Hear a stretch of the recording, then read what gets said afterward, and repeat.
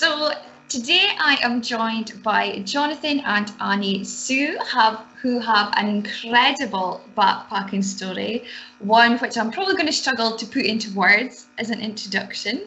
So my first question is to introduce yourselves, who you are, a little bit about where you are at the moment, and how you discovered Workaway.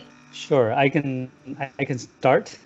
So we call ourselves the Sioux Family Backpacking Adventure, and my name is Jonathan, and my wife is Annie, and we have three children, Olivia, Enley, and Joni.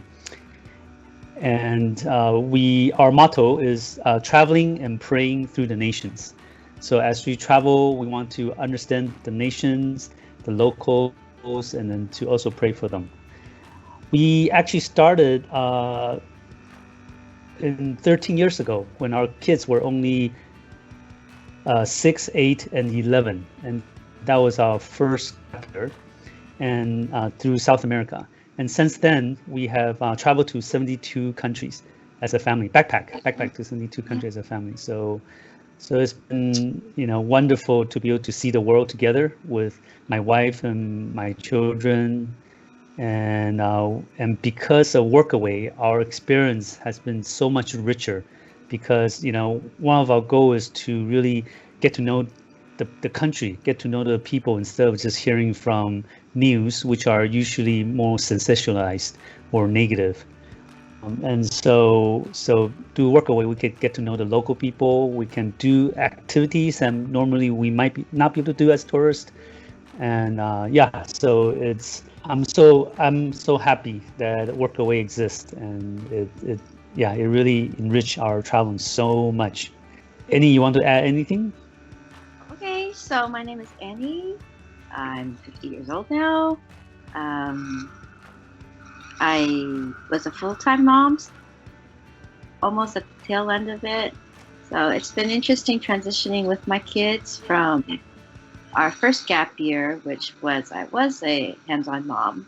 So the third gap year, which is mom with 3 teens, and now we are adulting together as 3 young adults and 1 menopausal woman who is becoming an adult again. So yeah, You're an inspiration. An inspiration. So let's go back to way before your first gap year. How did you possibly plan a gap year for 5 people, yourselves, 2 children? Did you plan Workaways first and then other accommodation around it? Did everyone have a dream destination that you did first and then planned around that? Or how did you possibly start your planning? So in 2015, when we were planning our gap year, and that's when I found about Workaway.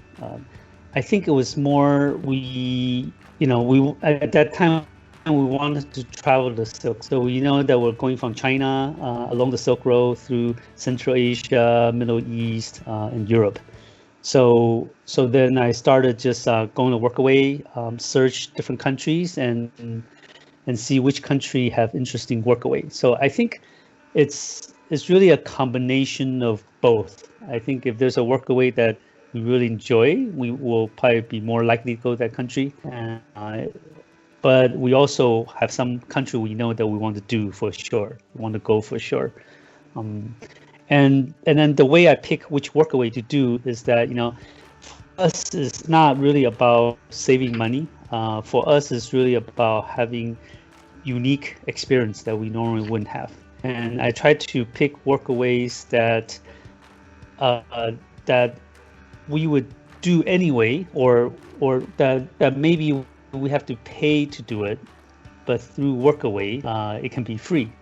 For example, like we really want to live in a yurt in Mongolia, and so it's like you could pay a lot of money. Actually, I seen renting a yurt or hotel that looks like yurt, and it's quite expensive. But we got to live in yurt for free, by working at a yurt camp, or in Egypt, we want to see the Pyramid of Giza, and so I found one that's right, like literally next to the Pyramid of Giza, right? So from the roof, you could see the Giza, and then you could even hear the light and sound show from the roof. We're so close to it.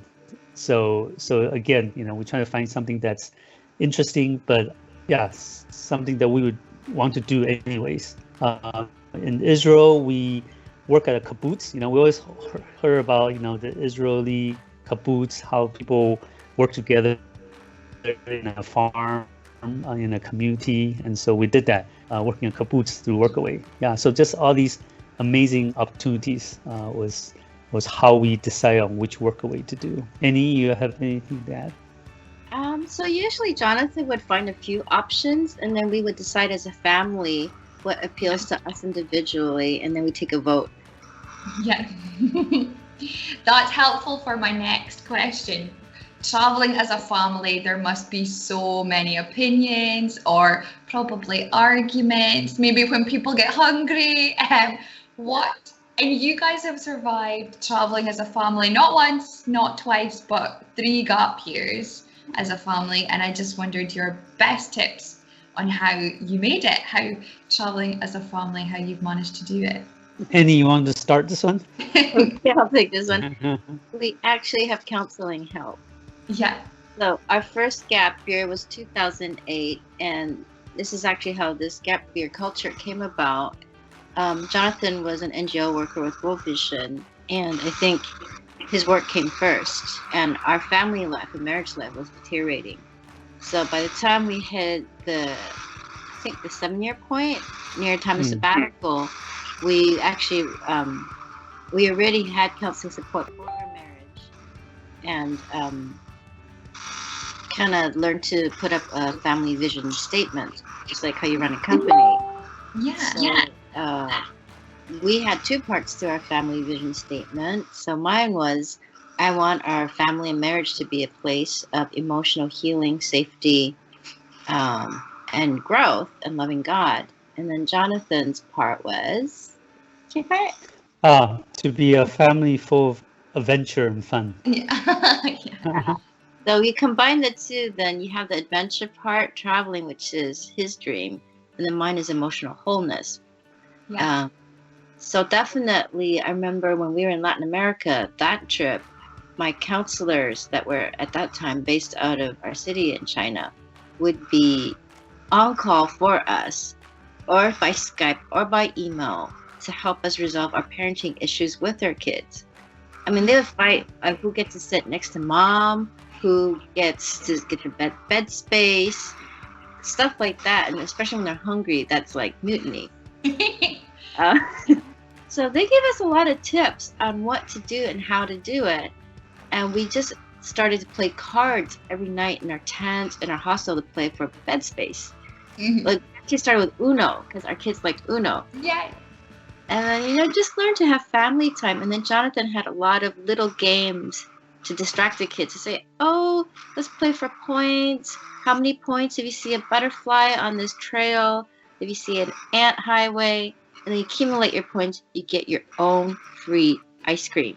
And the kids would walk 5 kilometers for that ice cream. Those are really good ideas. I like Uno for the best bet. I like that. I like that. And so it's our first gap year, our kids were in elementary age. Second gap year, they were teens. And third, which is this one, they are adults. So I think each has its own uniqueness as well as challenges.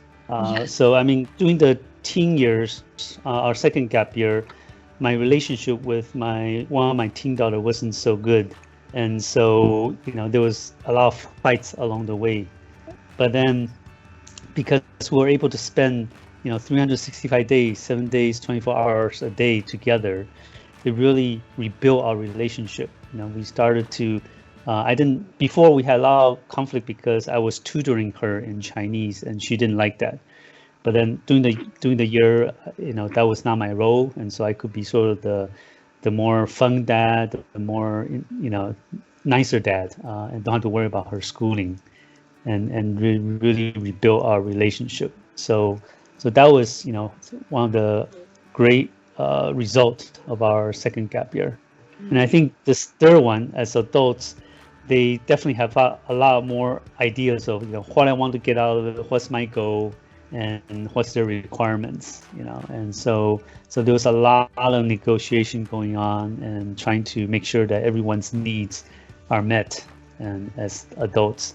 And because they're adults, so sometimes we do things a little differently. Before, it's always together as a unit of 5.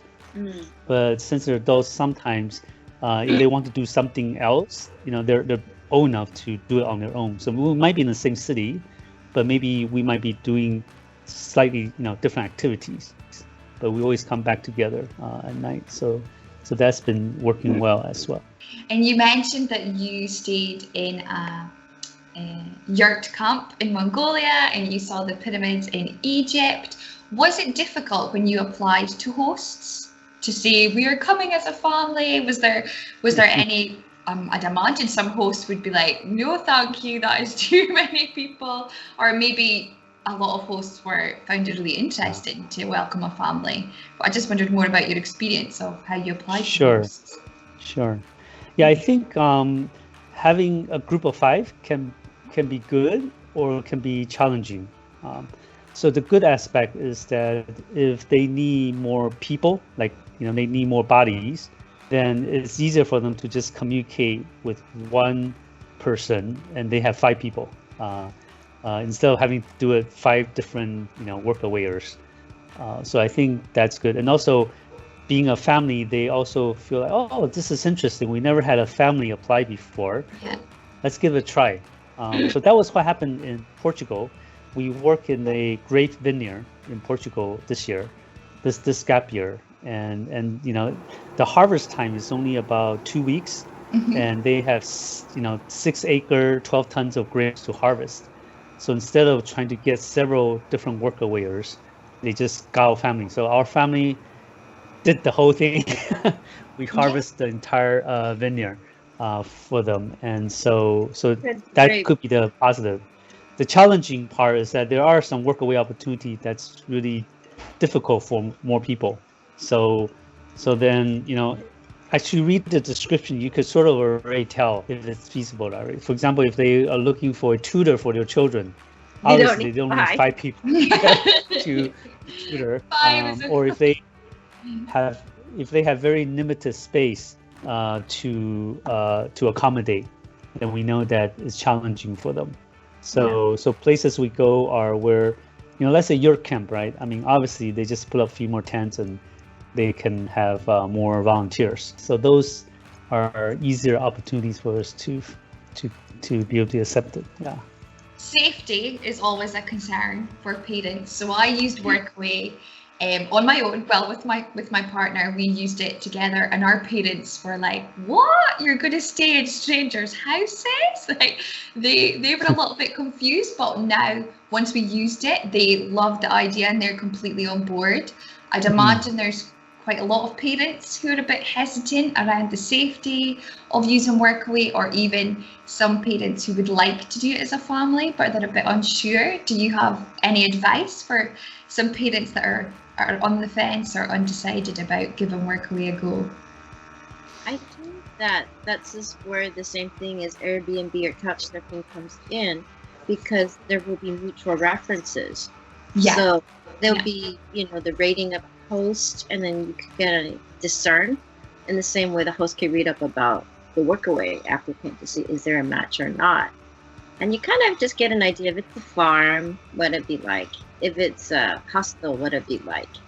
And if I was a parent of younger kids, then it is my responsibility to just look out for my kids. Yeah. You have some guidelines to where they are. The positive side is that the children or teens have a chance to integrate into a home setting or even a hostel setting and get to know more people. So they do get to practice, just growing in their social networking. So it is a two-way thing. But that was one of the things that I felt really was a real blessing, because we already have our own family routines, our own family time. And then we can invite our hosts to be part of our family culture. So it's mutual sharing, and it could be beneficial. So usually at the end of an experience, we are literally doing life together as a mini family unit community with the host. Yeah. And that's why the relationship can be very enduring and long term. Yeah, definitely. And yeah, far more rewarding than just staying in a hotel. Yeah. It's actually a really good time for your children to join, because my next question is if you have a highlight from your Workaway experiences. Is there a particular place or a host or something that is particularly special from your time backpacking? I think for me, I really enjoyed the one in Morocco, where we were just volunteering to have conversational English with the students. It was just a really unique opportunity to be able to speak with the locals in a safe environment, as well as they're so open to different ideas and topics. And you really get to see the hospitality of the people, because as we socialize with them and talk to them, they'll tell us, oh, you must try this food, you must here, you must do this and that. And often they would also invite us, oh, hey, if you have time after, let's go get lunch together. But they're just really warm people, and I think doing that Workaway gave us that opportunity to see the people up close. I think it was just just a really good time there. For me, one of my highlights would be the Workaway in Portugal. We worked on a vineyard for 17 days.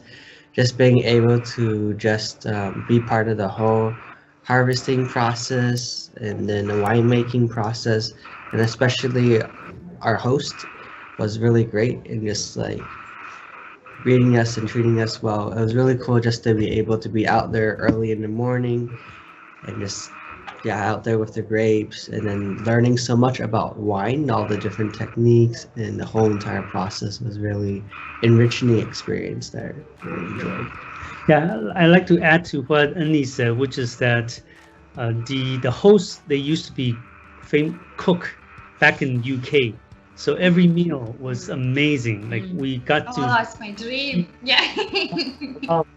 Even I felt like we ate the best UK food in Portugal, British food, in Portugal, because of them, and also they run an they run a bed and breakfast from the vineyard, so the place we stay is so nice, right?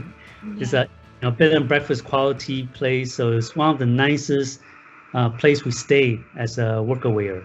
Yeah, so that was quite special. And they had dogs and cats, and we love animals, so to play with their dogs and cats, so that's a plus. So you're currently on your family gap year 3.0, and it was due to commence last year, and obviously COVID-19 had a huge effect on the travel industry. I wondered how it affected your plans for your third gap year and how you adapted, maybe where you are now, because you're still on your gap year, and anything you'd like to add on that? Yeah, it really affected quite a lot. Originally, we wanted to start in South Africa and then spend half a year in Africa and then another half a year in Central America and Caribbeans. But because of the COVID, the travel restriction, it's just very hard to move from one country to another. There's restrictions there. You cannot go by land. You have to fly. You have to quarantine, etc. Like my kids, to do the gap year, they actually quarantine in 3 different countries, 15 days in each. That was just to start. That was just to start our trip, just to and so it's really difficult. So the way that we adjusted is that instead of to go by land through a lot of countries, we simply pick a representative country from each region, and we just stay there for a longer period. And now that we're in North America, so in tomorrow actually we'll be flying to Mexico, and from there to Guatemala. So that'll be our sort of Central America representative country. So that's sort of how we try to work through this. Wow. So, well, that was my next question. Where is next for your family? But you're heading to Mexico tomorrow. Yes. Yes. Wow! And do you have more workaways planned, or is there like dream destinations or bucket list workaways that you would like to visit in the future? Well, I have already 3 potential workaway that I want to contact in Guatemala. Yeah. They're quite interesting. One is like a tourist company where they bring tourists to hike up the volcano. One is like a motorcycle club where they will teach you how to ride motorcycles. So there's a few workaway that I would like to discuss with my children and see which one they prefer. So my dream bucket list, my dream workaway is to work on a sheep farm during lambing season when they're having baby lambs. Oh, like in New Zealand or Scotland. You can come to Scotland. My dream is to be able to work on a sailboat in the Caribbean. That'd be nice. I think for me, my dream workaway was just be taking care of lots of cats, and I just spend time with them and love on them and not do anything but spend time with them. Is there any other ones? I think, like, if time permits, to work in one of those like hostels or something like that, where they have lots of activities, lots of places like horseback riding or like jet skiing, or like these more like harder but also adventure things that they provide. To be able to learn how to do it, help others, and experience it yourself would be fun. And I think one thing I like about Workaway is they let you do things that you never thought of yourself. You're scrolling through and you're like, oh, that's really interesting, like you can't think of it yourself, I guess. Yeah, no, definitely. Well, that is all my questions, and I am so excited to follow along with your adventure. And I've had a look at your blog as well, and to follow along more of your adventures. Thank you so much for your time. I could speak to you all day and ask so many questions, but I really, really appreciate your time, and I am so excited to follow more of your adventures. And thank you so much for taking the time to chat with me today. I hope you have a great Sunday. Enjoy the rest of your day. Thank you. Thank you for reaching out to us as well. Thanks to Workaway, has really enriched our family experience.